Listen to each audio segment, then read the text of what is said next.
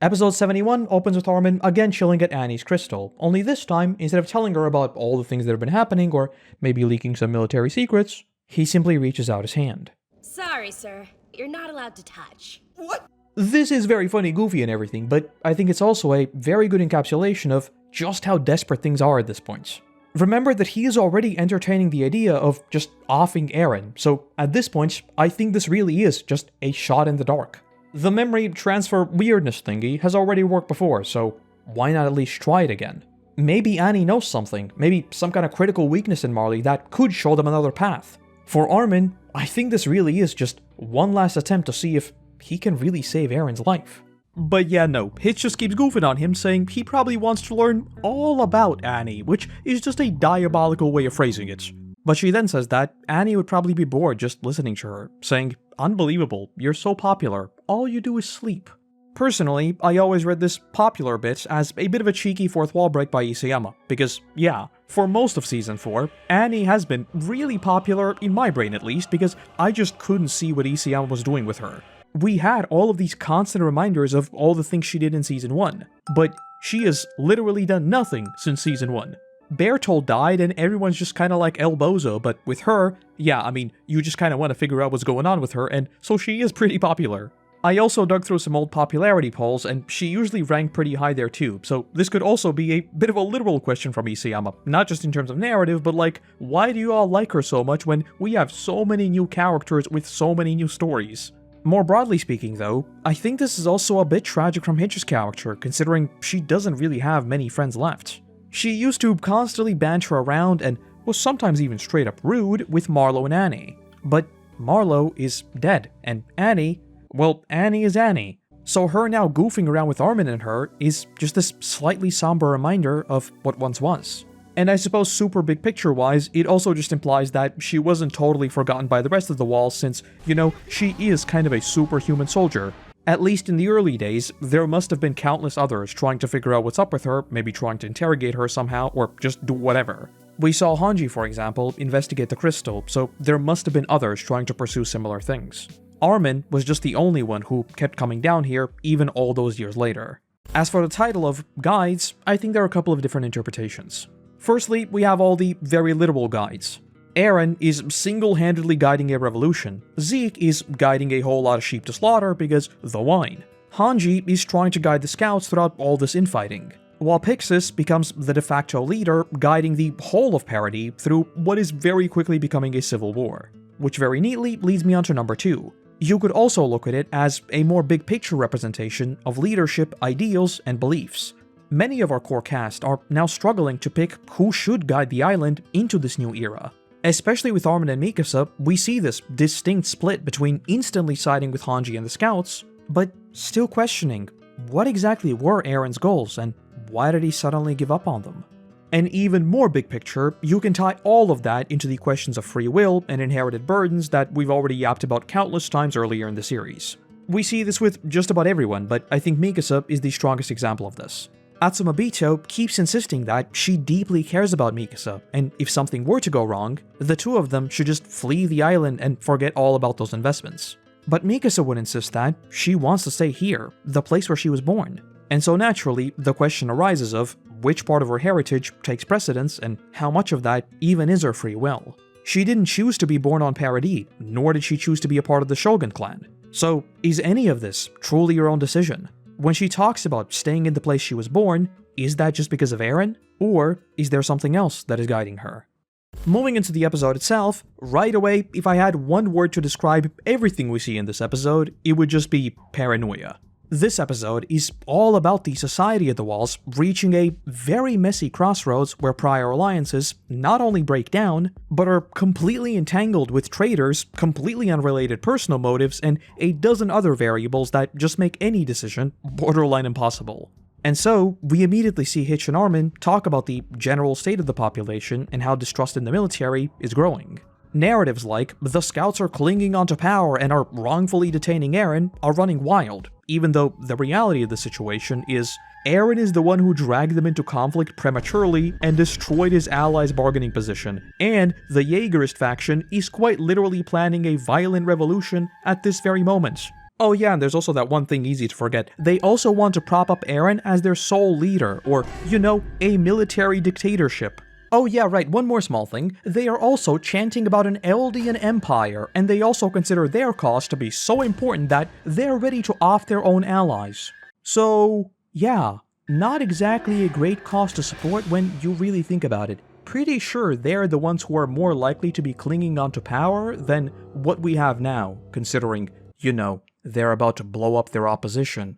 We'll be talking about this paradoxical spot that the scouts find themselves in just a moment, so let's not get into that now. Point is, the temperature in the society has reached a boiling point and everything is about to go off. On their way to Zachary though, Mika's spidey instincts go off as she notices the new scout recruits, who shouldn't really be here. Unfortunately, she doesn't quite put the pieces together in time, but yeah, they are obviously up to no good and we see the fruits of their labor in just a moment.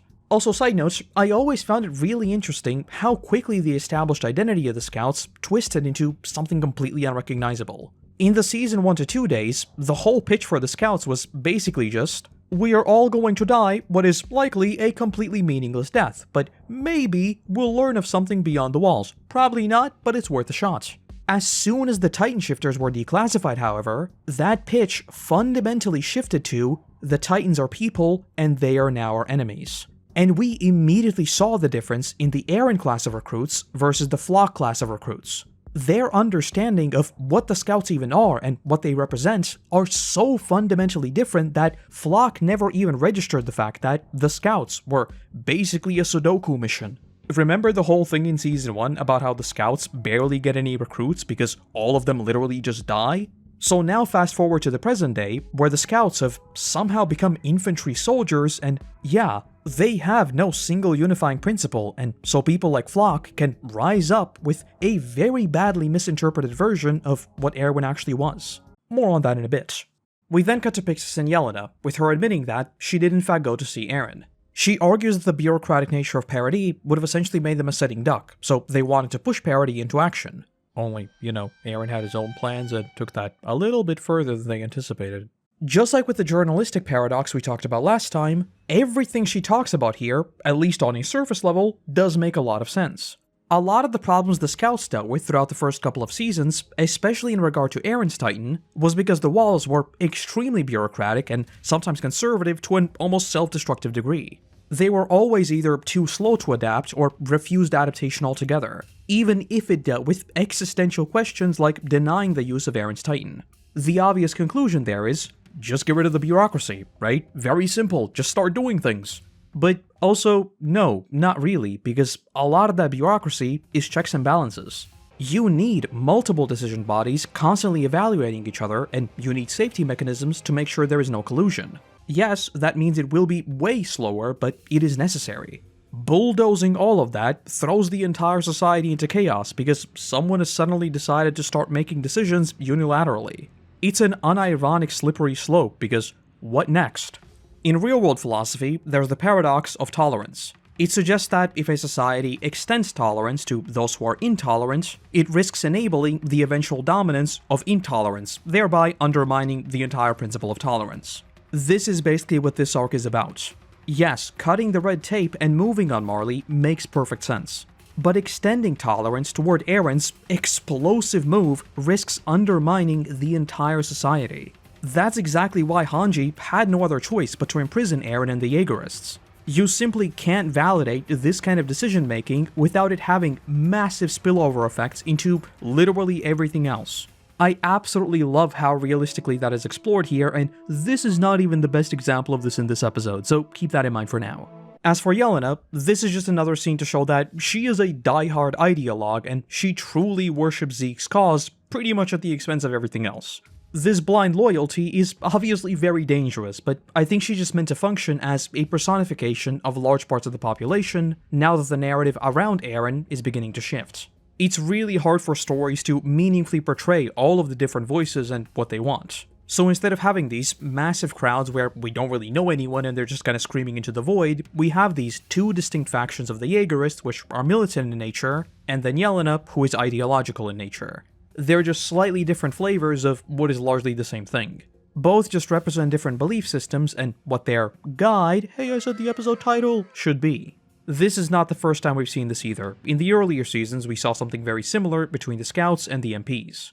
Cutting on over to Hanji and Onyankopon, he just says it's insane that they're still doubting them, asking whether all the sweat they put in was for nothing. The worst part about this is that parody is already in a bit of a death spiral. When people lose trust in each other, it becomes this self-reinforcing cycle of paranoia. Onyankopon is of course one of the good ones, but just knowing that there are traitors in the midst clearly puts you on edge. And then you doubt someone and they don't fully trust you anymore, and it just gets worse and worse and worse with every single person. Onyankopon begins to recount how the anti-Marleyan volunteers came to be. He says that initially, things were shaky, but more than once, Yelena herself got her hands dirty and proved her loyalty to Zeke and the rest of the volunteers. But Hanji notes, the story seems odd. Yelena preaches about giving Marleyans rights and fighting for their freedoms, but she is absolutely cutthroat. The answer for that discrepancy is of course the fact that she doesn't really care for the anti-Marleyan movement, she only cares about the Zeke movement. Really, she is a bit of a social chameleon and she is an incredibly trained soldier, she is just doing whatever she needs to forward Zeke's agenda. Onyankopon then talks about the accidental deaths she made happen. Potentially, maybe, I don't really think so, but we might have already seen this in episode 61 after Reiner's dinner. Considering the context of the scene, I think the implication was just Sudoku, but I guess it's theoretically possible that someone might have been helping in that. Again, it doesn't make much sense considering the timing and where the character should have been, but if it's someone other than Yelena, I guess it's possible in theory. Hello, this video is brought to you by... just me. There's no one else. I'm sitting in this room right now. It's a messy green screen behind me. Just me. Except the company. If you wish to support future endeavors of the company, we have merch, we have YouTube memberships, and we have Patreon. The company truly values your support. As Hanji and Onyankopon set off, we cut to Armin and Mikasa in Zachary's office, with him telling the duo that he can't allow them to meet Eren and that currently they suspect that Eren is actually being manipulated by Zeke. In terms of power dynamics, this is of course partly true. Zeke loyalists are currently amassing power. What they're missing is the fact that Eren is pulling a reverse Uno and Zeke is actually the one being baited into Eren's plan and that the Yeagerists are a completely separate thing. For Zachary at this point in time though, that is of course just impossible to deduce. At the end of the day, it was Eren who suddenly shot into action for seemingly no reason, so it only makes sense to suspect that Zeke was the cause, with Yelena guiding the actual execution of the plan between the two. But Armin argues that if Eren is not giving up absolutely any information, sending in their duo only makes more sense considering their past. Zachary, however, just says that the situation is too delicate. Just like with the entire detaining Yeagerists thing, I absolutely love just how much subtext there is. One side of this is purely informational. Sending in two of his closest friends might get them information, but that information might be a poison pill. If Armin and Mikasa start running around and spreading this, Eren is doing this and that information is deliberately falsified, things can get very messy very quickly. If Eren really is compromised, which they assume that he is, they simply can't risk any information going back and forth without rigorous documentation, and more importantly, fact-checking from an emotionally neutral party. Another side of this is based purely in perception. Armin and Mikasa, again, his two absolute closest, cutting contact with Eren still leaves doubt in the perceptions of the public. If they suddenly start to engage with Eren, the public might consider that as the scouts throwing their weight behind Eren or even sympathizing with him. That then becomes a green light to start an uprising against the rest of the military, which, leaves them wide open to an external invasion, aka really bad. And yet another perception-based side of this is within the branches of the military. There is already distrust between the MPs and the scouts. If Zachary were to allow this visit, the MPs might consider that as a sign that there is internal scheming going on, and we might see some weird and wacky emotional outbursts from them, similar to what we already saw with the whole Historia conversation. Again, military goes against their orders, they become unpredictable, really bad situation, you just can't do anything like that. And finally, there's the angle that Armin himself brings up. They have already given up on Eren, and they're seeking the next person to inherit the founder. Having Armin and Mikasa potentially leak something or slip up would be catastrophic, so he simply doesn't take the risk. It's another excellent example of the series going against the very cliché, send in his friends to prod for information, and really focusing on the political implications and really optics of what that would mean in the wider world. 10 out of 10, cinema. But there's still one more thing we need to talk about.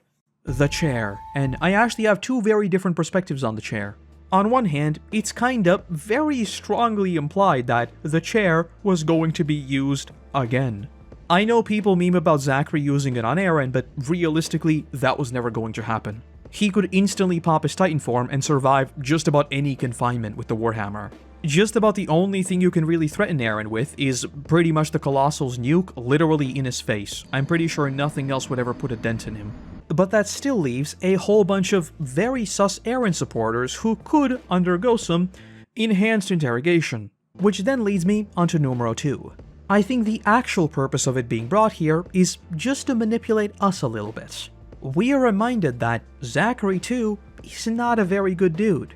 He might have been a solid ally who has repeatedly helped the scouts, but let's not forget that he is also a little bit on the psychotic side. What do you mean I forgot something? Oh yeah, right, and it's also a bit of a Chekhov's gun.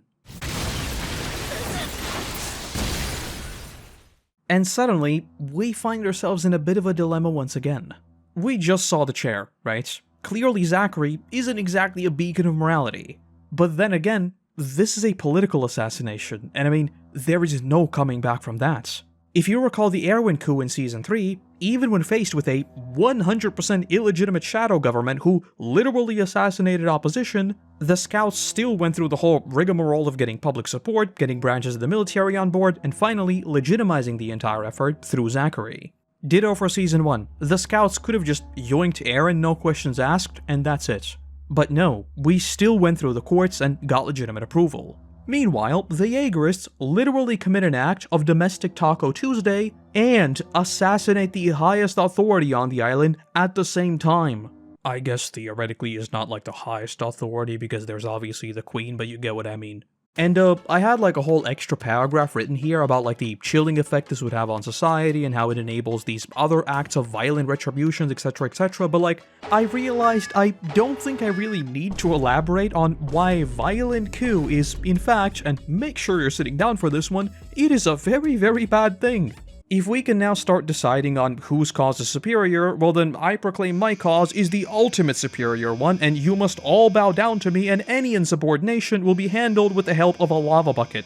In Minecraft, of course. So again, if we go back to all those questions of journalistic freedoms and the information field, this is the second domino. If the courts are compromised, it will get really, really bad.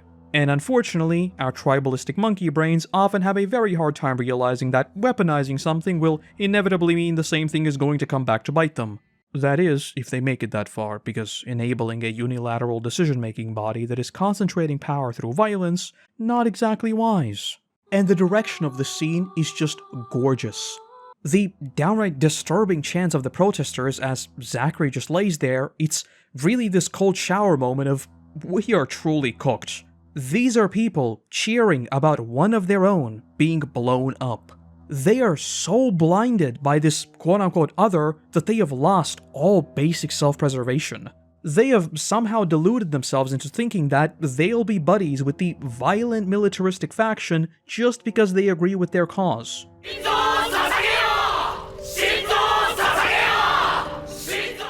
All that talk we heard about Marley imploding from within, yeah, that somehow happened on Parody instead.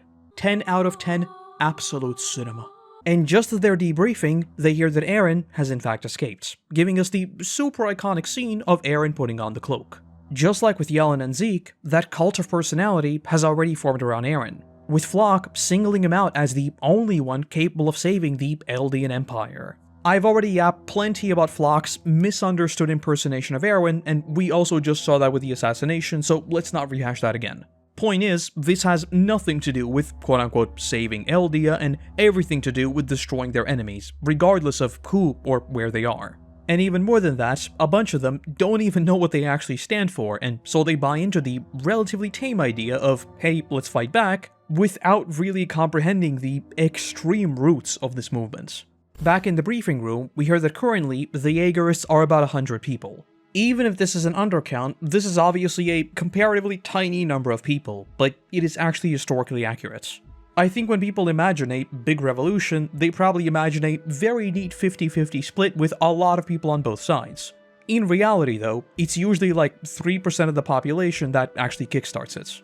I mean, even with Erwin's coup, it was what, like a handful of people actually working on it? The only reason they succeeded was because of massive public support. The Yeagerists situation is clearly day and night when compared to the completely bloodless coup, but in terms of numbers, it does make sense. But that then takes us to what is easily the best sequence in this episode and maybe like top 5 of this arc. Pixis immediately locks in, first asking about Zeke and then Astoria. Remember that at this point in time, they are basing this on the assumption that the Yeagerists simply want to rebuild the military with Eren as their sole leader, and not like, you know, stomp the entire world. And so, Pixis just says, "We are utterly beat. We should just surrender. There's nothing we can do about enemies in our midst." Remember that Pixis has been living in the system for decades, long before even the likes of Eren were in the military. So this is just him doing a strategic retreat, if you will. He knows that fighting the Yeagerists just head-on would result in an absolute bloodbath, and even if they were to win, they just can't afford that right now. Just like with the years and years he waited under the False King, they need a much more surgical approach. And also don't forget that what he says and what he actually is going to do are two different things. Publicly, perhaps because there might be someone listening in, he says they should simply fall in line and negotiate with the Yeagerists in good faith. In reality though, the goal hasn't changed. We need someone else to inherit Eren's Titans. But he continues cooking, admitting that it was their decisions that made soldiers turn their backs on them. He doesn't displace the blame, nor does he really blame the Yeagerists. What matters to him is why this happened. This is why I always viewed Pixis as just about the only true neutral party on the island. The only thing that matters to him was the long-term health of this society. Just like he made it blatantly clear that he was never any kind of unconditional ally to Erwin, he also doesn't just instantly write off the Yeagerists because they're opposed. Even if their ideology seems completely backwards, clearly many support it, and as a leader, he can't deny the reality of the situation. He has to understand it if he wants to mold it into something actually productive. This is also why I keep describing Eren and the Founding Titan as personifications of an entire society. There exists both the hope of a better tomorrow, with no war and no violence, but there is also the irreversible tide of hatred and lust for revenge. The latter is what we are dealing with right now. But okay, pump the brakes, let's not get lost in the sauce here, because the Yeagerists did, again, literally just commit an act of domestic Taco Tuesday. And so one of them just asks outright, are we really going to bow down to the people who killed our premier? This is again the paradox of tolerance. Engaging them in dialogue is, rationally speaking, the only way to de-escalate. But that, by definition, means they just achieved their goal through violence. Up until now, they had no legitimate standing, so they blew up the figurehead and suddenly they are recognized as an equal partner.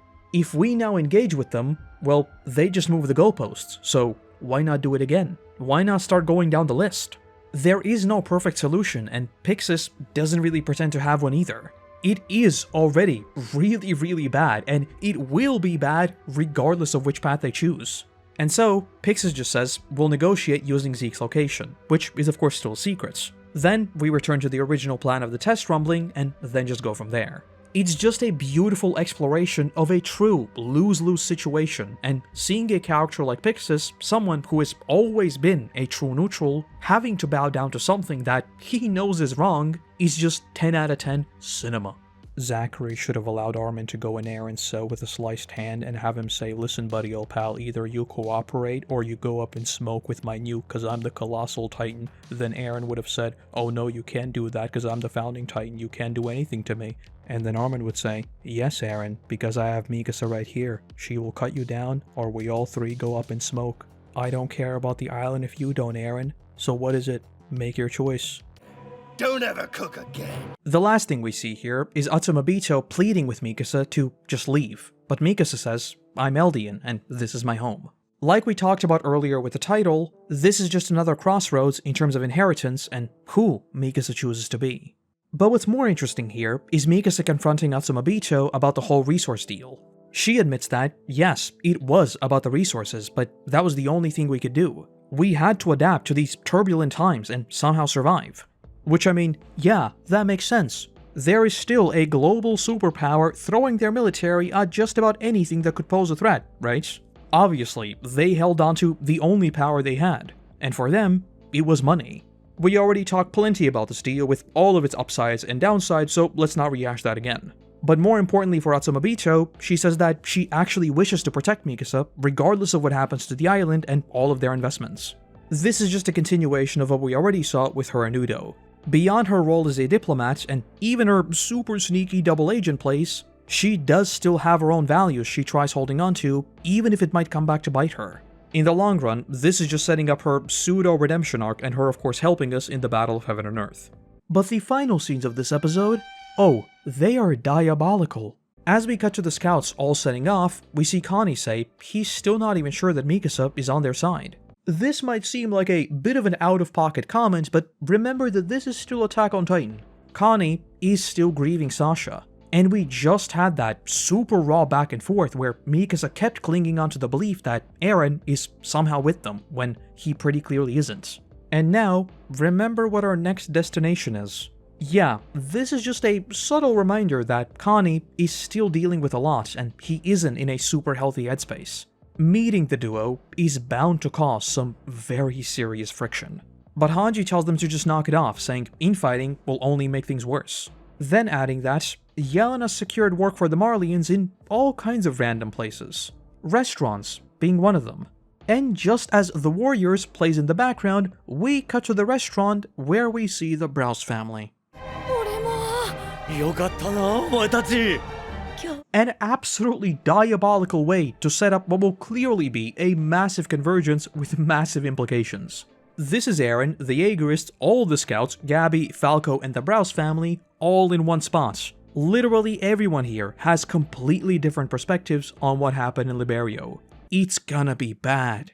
And also, about Hanji's point about Yelena having these people working in all kinds of random places, it's all just to extend their network and their influence. The more points of contact you have, the more things on the island you can sway, in this case, even with something as basic as food. But wait, it's not over just yet, because what's equally bad is what we see next. Some might wonder, why are the Warriors playing in the background if we are dealing with an internal conflict? That is when the episode goes full circle. The season began with an undercover Jean in Marley watching just how brainwashed and blind the society was. Now, we have Peak right here on the island observing the events that will lead to a very similar horrible escalation. And with that, that is episode 71. I know it's already become a bit of a meme with me, but I did expect this video to be a double episode because I consider, this one is just politics and setup, but yeah, no, here we are. This episode is so loaded with subtext that it still somehow ended up being 30 minutes, even though, none of that setup even leads to anything, right? This is just purely setup, but man, is it good setup? And I guess with that said, no more yapping, because next time we're going to see a convergence of a lot of different people who hate each other and a lot of different people who also love each other, so that's going to cause a whole lot of very uncomfortable friction. So I hope to see you back as we continue overanalyzing Attack on Titan.